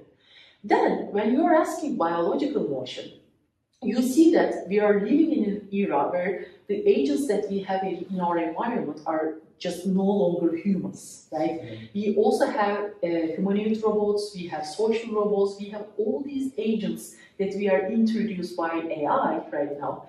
And this means that, and many of them can actually do, if you look at the most sophisticated ones, they can actually perform the actions that humans do. They have gender, they have, they do certain movements, they do certain tasks, etc. So, and if you look at that, that is an area that needs attention as well, because I'm interested in how these agents that are not in our evolutionary history from a biological point of view, right? So my brain has not adapted to these agents yet, right? These are just very new in our evolutionary history. So from a cognitive science point of view, I feel like it's my duty to understand how I understand biological agents, but how I understand non-biological agents, and how that is different from each other. Did I evolve, or would I evolve a system where I will process these non-biological agents? And this is how my robotics work starts, basically. This is why I study both biological agents, humans, as well as non-biological agents, robots. And when it comes to robots, so many questions. So the publications that you mentioned, some of them, for example, with one of my students, he studied gender. My student was interested in gender. Normally, gender is something that you attribute to biological things. We never think about, because gender is related to sex. And sex is a biological attribute, whereas gender is a more social construct. And but when gender is a social construct, obviously we cannot attribute a sex category to a robot, but we can attribute a gender, and we do actually. But how do we do that? For example, do we use our gender stereotypes and attribute them to robots, etc. What did you find there? So that was very interesting. So this is a work that we studied, that we worked on with one of my master students, Asst. Gaye actually worked with me on this project when she was an undergrad. Yes. So, and she's still a grad student right now, working on another topic. What we found is the following. So we had a robot we found a bunch of robot pictures, and we asked people to rate these robots in terms of their gender. So we basically give a scale from -3 to +3, and 0 is the point where they say neutral, neither male nor female. And then if it is, for example, -3 male and it is +3 female. And then we basically try to find out first, can we find a gender-neutral robot where people would not attribute any gender? And we find a robot like that. We put them into pockets. And then we asked, in another study, we asked people, tell us, it was kind of a survey kind of study, we asked them, tell us what kind of actions, because we study action, what kind of actions would you think women do in their daily life? And then what kind of actions do you think men would do in their daily life? And then he basically got a bunch of answers, so many answers. For example, and we choose the top 5, basically, the actions that were mostly, reported for women and men. For example, for women, it was more like cooking and, taking care of babies, as you may imagine, all these stereotypical actions. And then for men, we found, for example, playing video games and driving and etc. So we basically found 5 actions for female or feminine actions and masculine actions. Then, remember our robot, which was gender neutral. So we basically had that robot and we used 3D animation techniques. We had this robot and, for example, that robot did cooking. Okay. Or that robot did, for example, it played games, video games, etc. Then we showed this gender-neutral robot. In terms of its looking, it is gender-neutral. It doesn't have any gender. People didn't attribute. But then we basically show people while the same robot is doing these actions. What we found is surprising, because when people see this gender-neutral robot, when it is doing feminine actions, people think that it is feminine, it's a female. But when it does masculine actions, people think that it's a male. So this basically, the take-home message is that the way we attribute gender to agents is not just dependent on their physical features. Yeah. We also look at how what kind of actions they perform is also important. Very nice and very creative setup. So, how was the experience of finding the right setup, and what advices can you give to a new experimental psychologist trying to set up experiments? Yours seem to be really creative, so that's why I'm asking. Yeah, this is always what we do with our undergrads and grads. We always try to think about things that haven't been done in the literature, obviously. But if you, for example, if anyone who does a literature review would somehow find some gaps in the literature.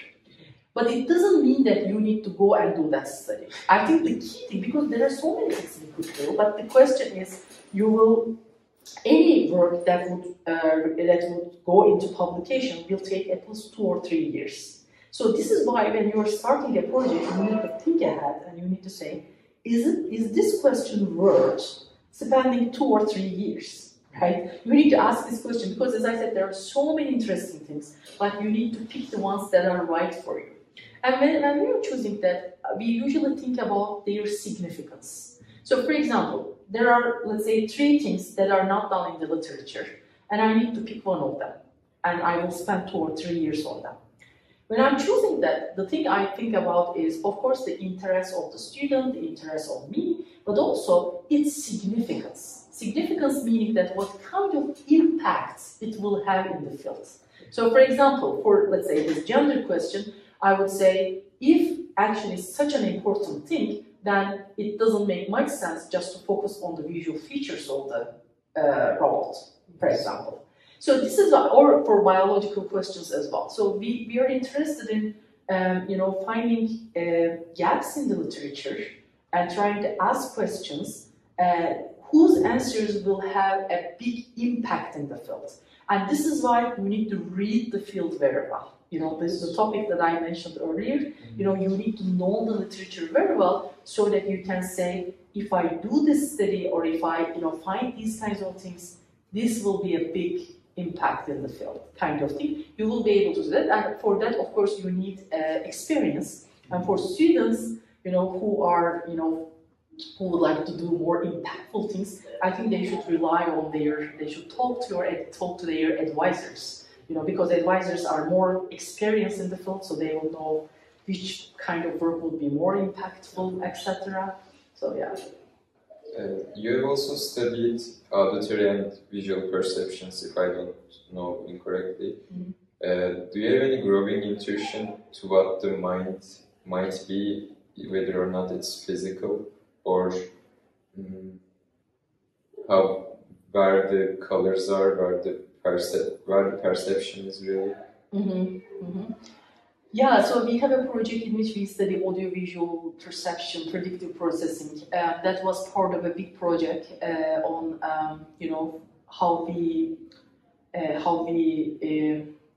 how our brains work actually. So it's part of it. It's kind of part of a big thing.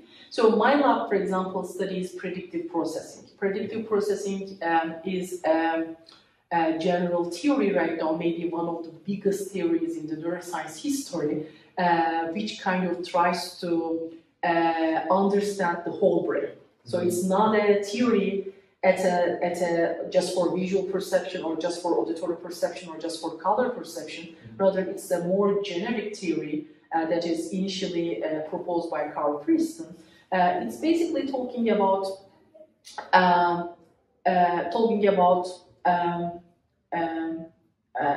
it's talking about the mechanism that the brain might work, and the idea is as follows. Brain is a generative system, and it's kind of a prediction machine. What we do is that, for example, take visual perception. While we are visually perceiving something, the world is not a static thing, right? So, and our eyes are not a static camera, so we are not just capturing the scene in our environment. What we do is that there is the visual input, like from physical laws. We know that the light is reflected from the objects, they fall onto our retina, and from our retina they go to the primary visual cortex, and from there it goes to the higher level regions. And people usually, in older times, people think that it's a bottom-up way of working. It's kind of a feed-forward system in more computational terms. It basically starts with the stimulus and it goes to the brain, and that is it. Yeah. But later research, more recent research in the last maybe 2 decades, people now have the consensus that our brain is not just a feed-forward system. Actually, it has feedback connections where there are some predictions that we generate based on our prior knowledge. So whenever I'm perceiving something, I am actually not getting only the sensory input from the environment, but I am also bringing together my prior knowledge about objects, about the world, and I'm actually comparing the sensory input to my predictions, and I'm kind of, after this comparison, I'm updating my prior knowledge. So this is what is called the predictive coding, or sometimes predictive computation framework. And we study in that study audiovisual thing, we study how audio and visual information can predict each other. So for example, we show a picture, and then we show a picture of an agent, and then we ask people how would that agent sound.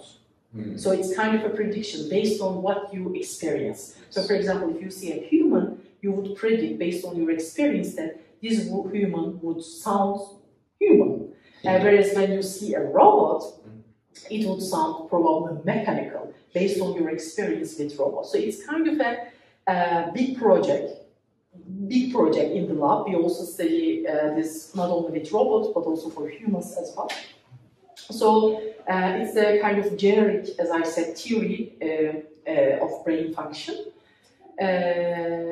What was the question? The question is, do you have any growing intuition of what mind is? Yeah. So I kind of think that, so this is how I started. So this predictive coding, predictive computation thing seems very appealing to many of us. Because it can actually explain many things, for example.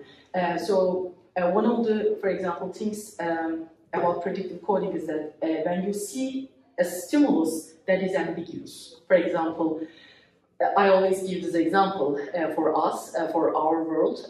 Let's say that we are interested in understanding how action perception works, how we understand other humans. Let's imagine that you are in a rainy day, it's a foggy day, right?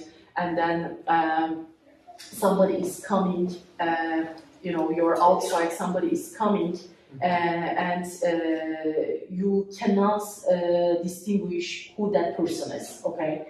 But if you have the prior knowledge that you will meet a friend of yours and you know that what kind of jacket your friend will wear, maybe even if you cannot distinguish perfectly who that person is, maybe just from the jacket or from some other prior knowledge that you have, you may actually resolve that ambiguity, right? So in that sense, predictive computation is a nice framework which allows us to study many things at different levels of processing.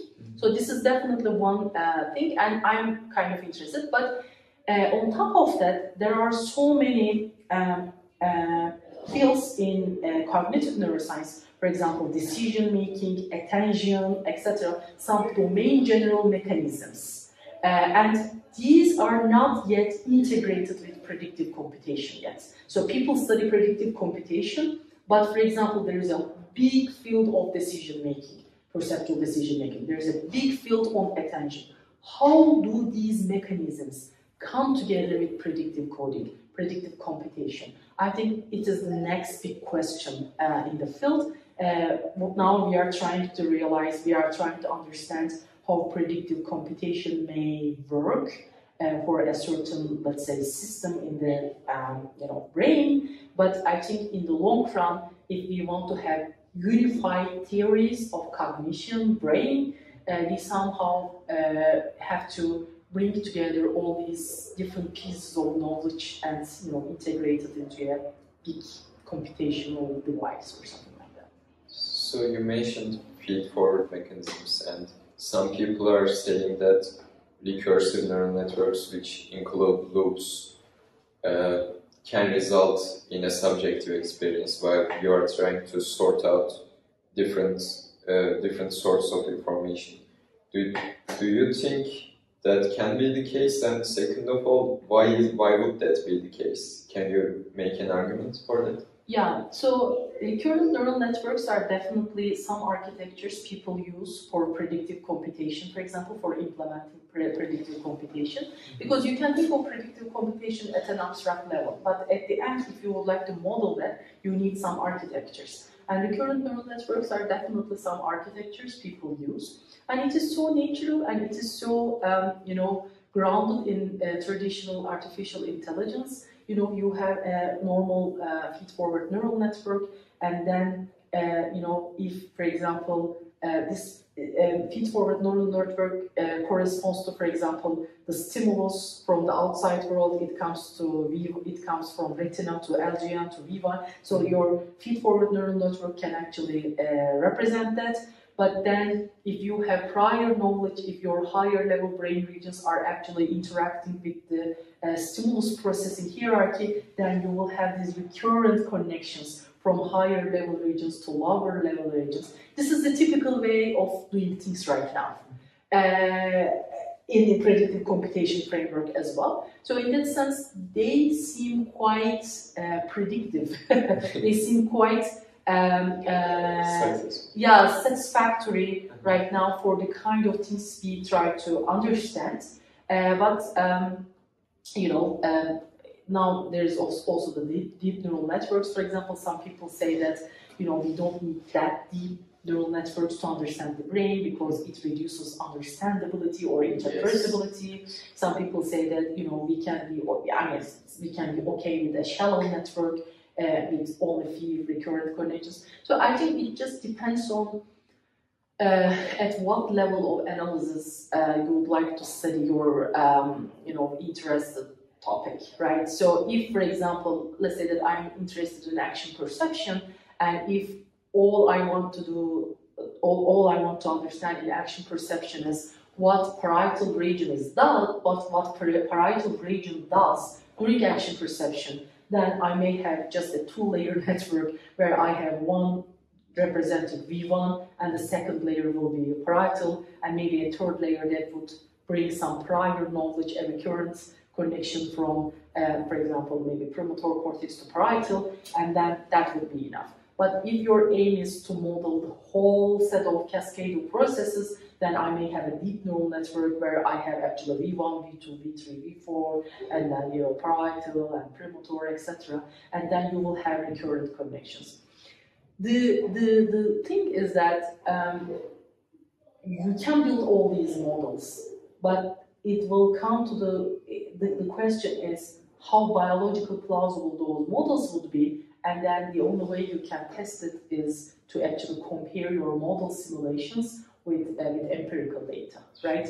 Once you have the right experimental tools and do those experiments, get behavioral data or biological data, neuroscience data, and then compare with your models, we may make some progress. They may not give definite answers, but we will still make progress. Thank you for the answer. As we have mentioned, you have some papers using neural networks, and we have talked quite a little bit about them. You know a lot about visual perception also. Where do you stand on the upcoming debate on whether or not GPT-N will have a mind? Yeah, so I mean, it's kind of on the one hand, difficult question. On the other hand, it has a kind of a short answer too. So the answer is that we can build a lot of nice models, and this is great because models allow us to precisely specify what kind of computations might be carried out by neurons. And as a result of these simulations, we may get some output, and we may compare these outputs to neuronal behavior or normal human behavior. So that is great. So this is why instead of just talking conceptually, having something precise and having something working is great on the one hand. But on the other hand, if you're a modeler, if you're a computational modeler, you would know that when you're doing your models, you make a lot of assumptions, right? To make your models work, right? You set a parameter in a certain way, or you do an abstraction at a certain level, etc., etc. And you always question whether this is biologically plausible or not, right? In order to make things work, in order to get some results, we always do some, and it is necessary to do that.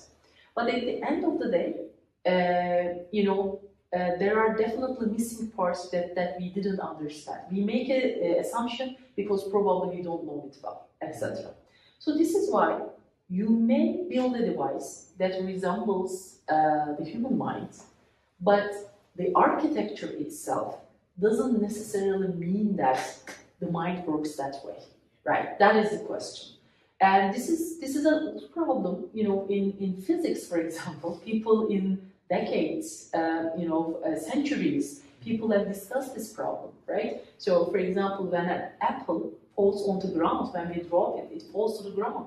Why is that so, right? You can say that an angel does that. You can say that a gravity does that. You can say something else. So you can say, and you can have a lot of theories that would do that. But then the question is, which one is more plausible, right? So usually, if you look at the philosophy of science literature, for example, especially people who study physics or people who study chemistry, biology, and not cognitive scientists, the answer is that you should probably choose the model that makes the best predictions about future.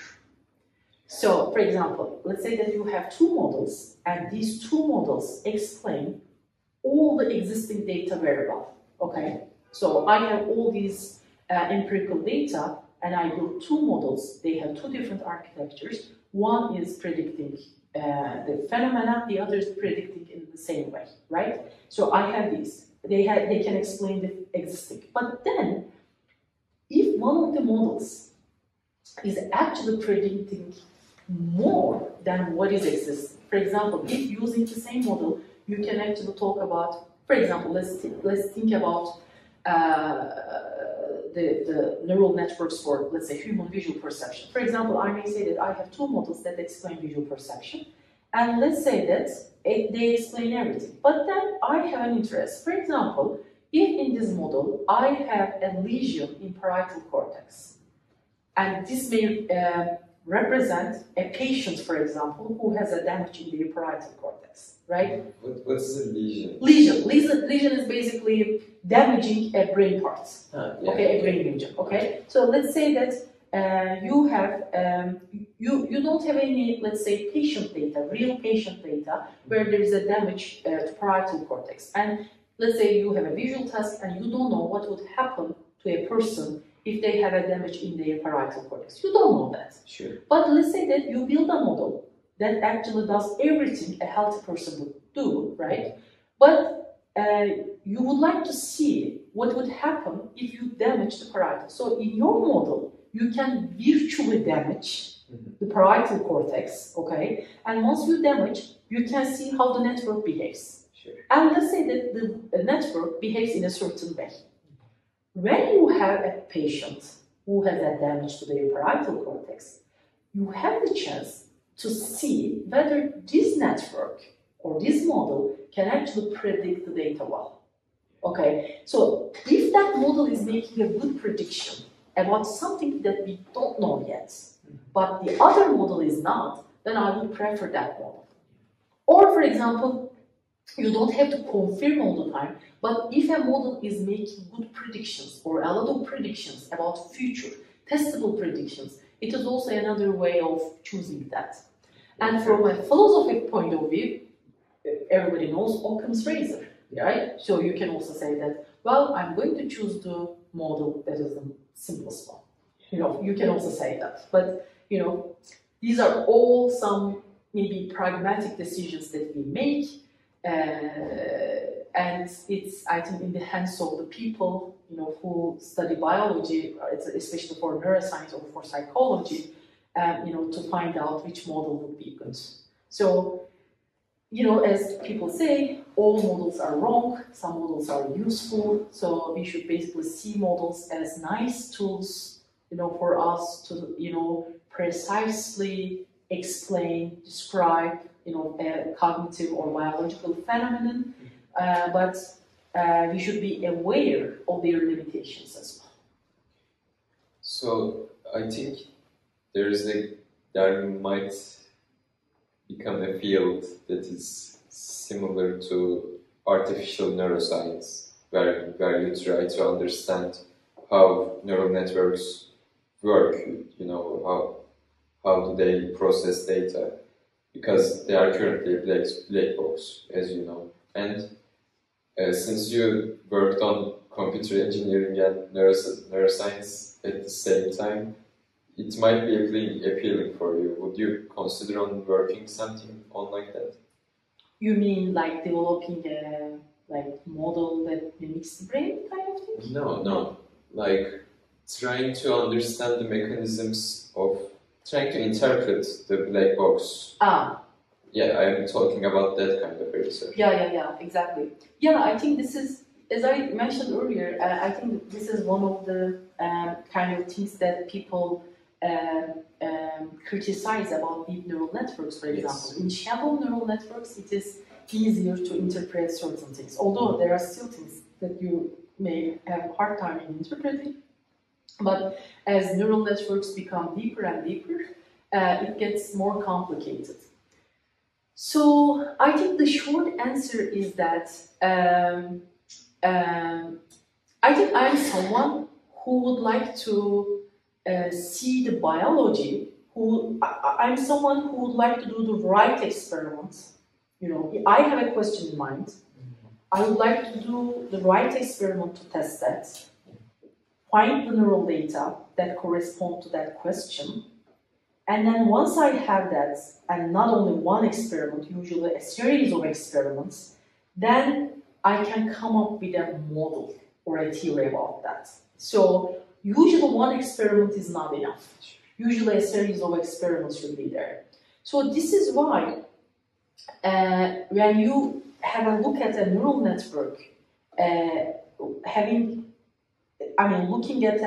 looking at it as a let's say black box, may be useful at a certain level, but when your question is more about the computations carried out, you need to go inside that black box.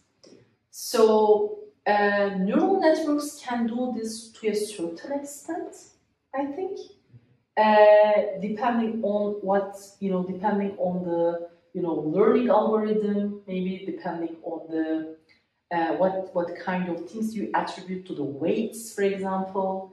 So I think the question is, at what kind of level you would like to understand the neural networks. If what you would like to do is use neural networks as a tool, to model or simulate some behavior, then the interpretability may not be that important, right? But if you really ascribe some meaning to what's happening in this network, so then that becomes important. I think at this point, I'm really interested in understanding what is happening.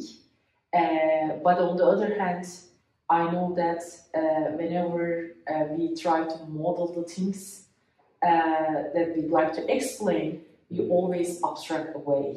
So I may not be, for example, modeling the ion channels or something like that. I may be at a more abstract level. So in that sense, I think you need to accept what level you are working with. And then if you want to understand the lower level, you need to go and implement those. But then the question is, if you try to implement everything, do you have the enough computational power to do that? So if you want to implement everything at different levels of analysis, from molecular to cellular to system, so then you need really powerful computers, and I mean, this was the thing, for example, at UCSD, when I was at UCSD doing my PhD in 2013, there was this BRAIN initiative that Obama started, right? Mm-hmm. And that it has been 10 years now.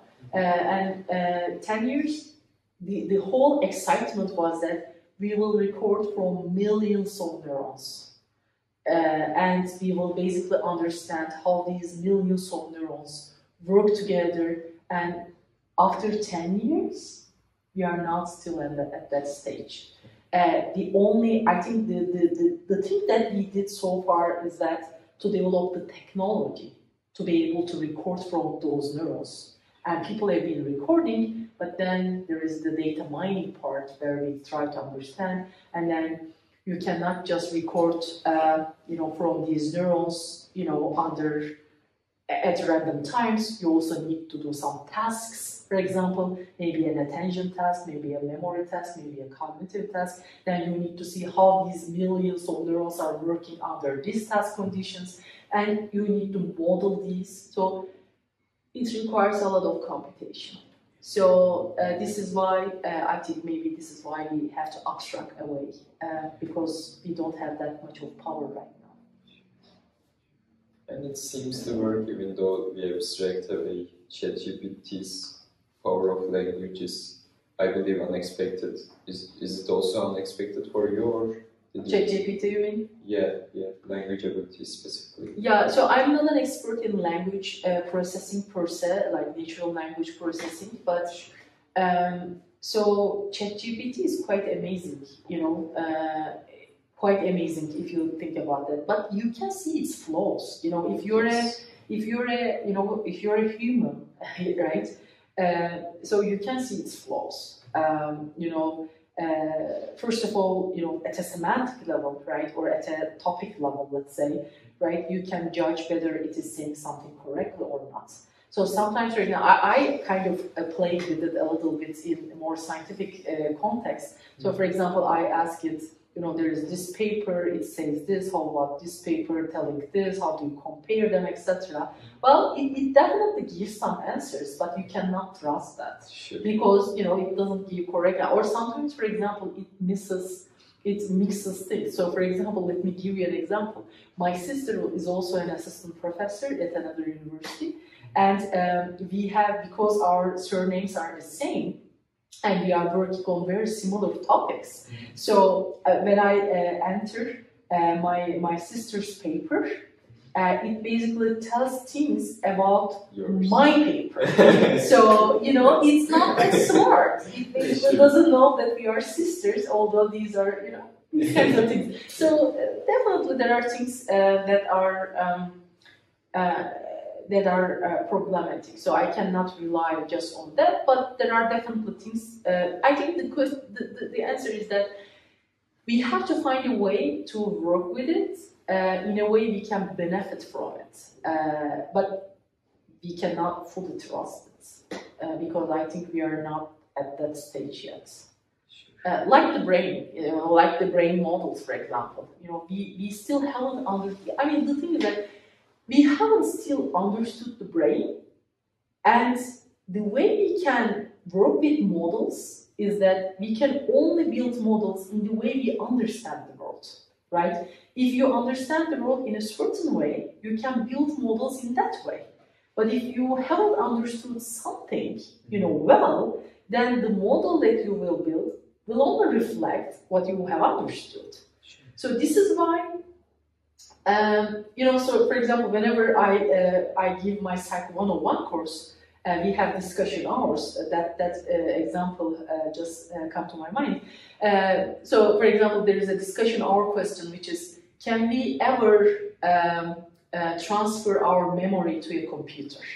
So this question is, you know, it has been a topic in movies, etc., right? Okay. So, but the question is sometimes an ill-posed one. Ill-posed one meaning the following. So let's say that the problem is ill-posed because the way we ask the question is that as if our memory is a storage device. So we are thinking like our memory or all of our experiences are stored like in a hard drive, and I'm basically taking this hard drive, the content in the hard drive, and transferring it. So the way it is asked is wrong.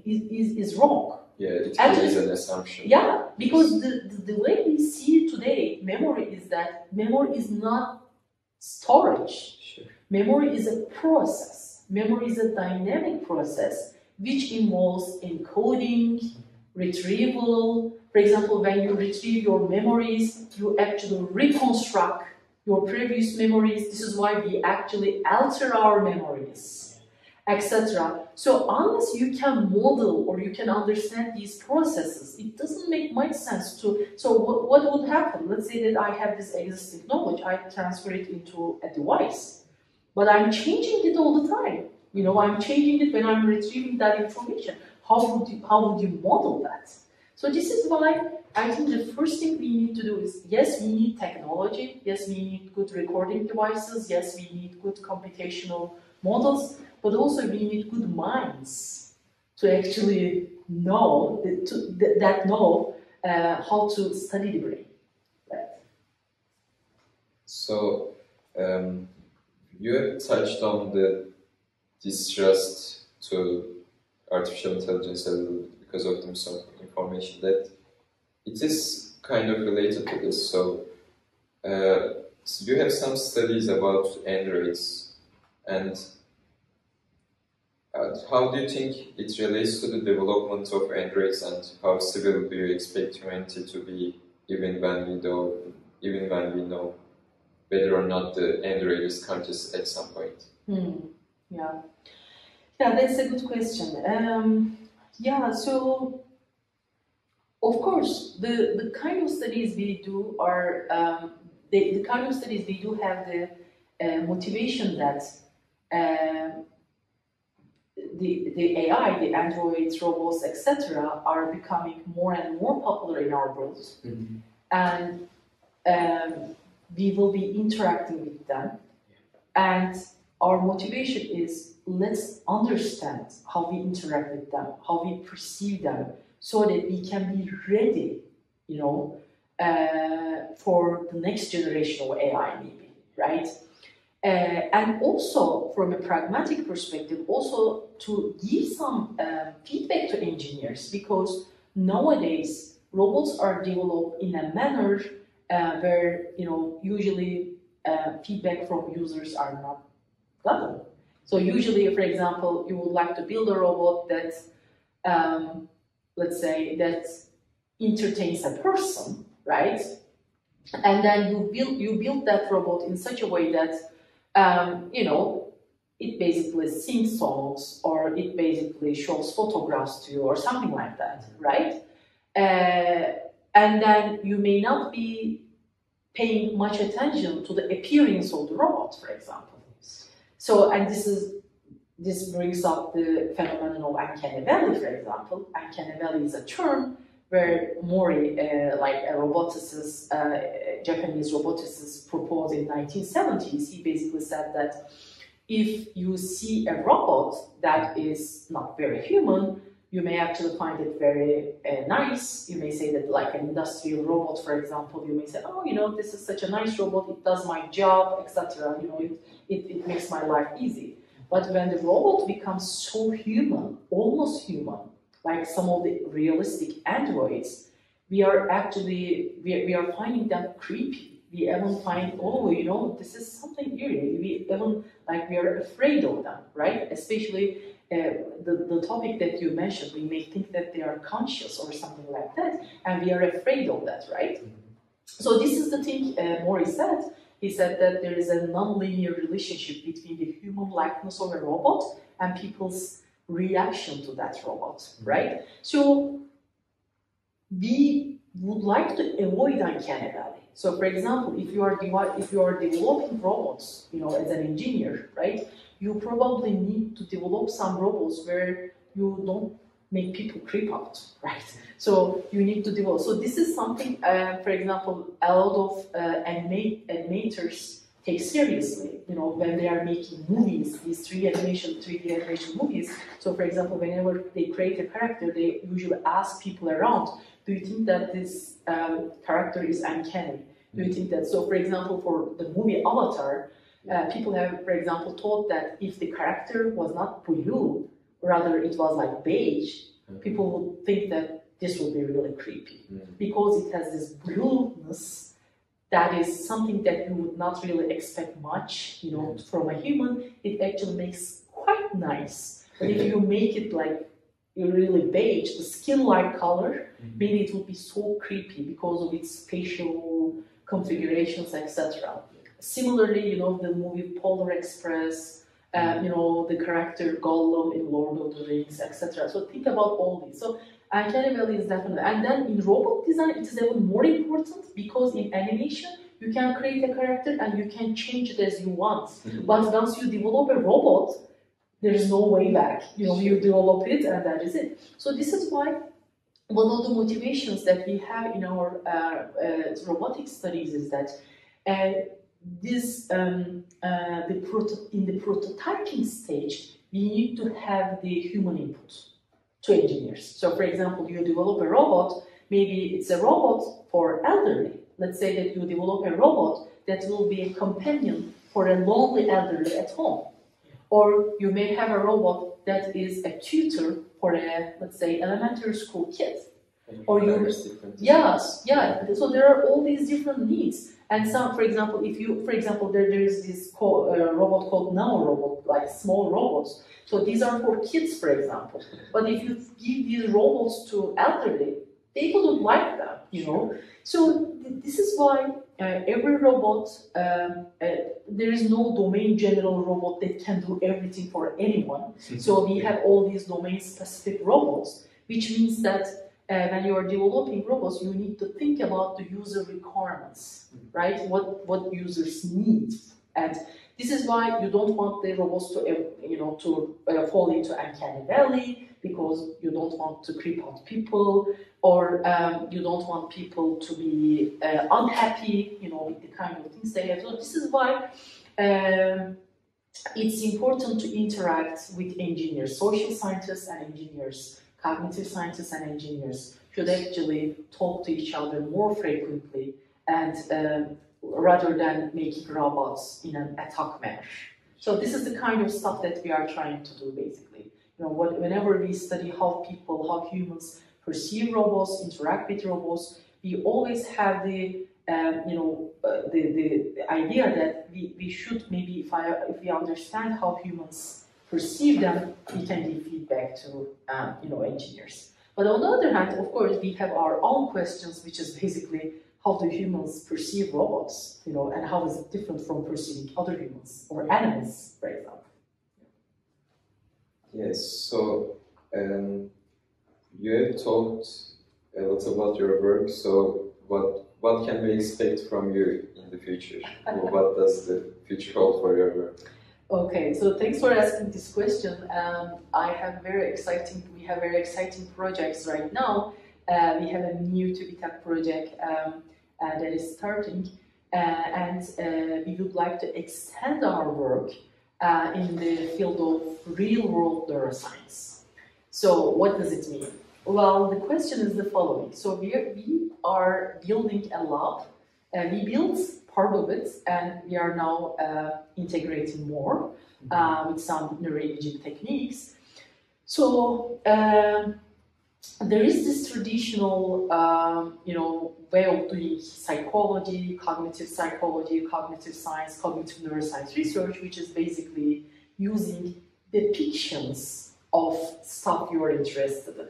What does it mean? So, for example, if you are interested in object recognition, what do you see? Normally, in the real world, for example, this is a cup, right? And normally, if I want to understand how a human would recognize an object, what I would do, I would take the participant, I would show them this bunch of objects, and then I would test their object recognition. For example, or actions, for example, I study action perception. What would you do? If you are studying action perception, I will have you as a subject, and then I will bring a bunch of people, they will do some actions, and normally this should be the way we study.